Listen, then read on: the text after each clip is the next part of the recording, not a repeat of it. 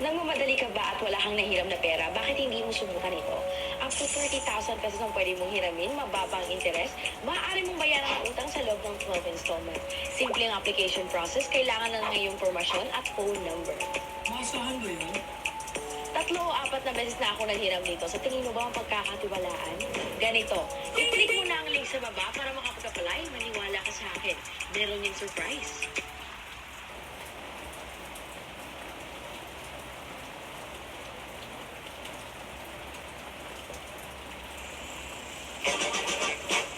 Si Pukay, asawa is Pukoy.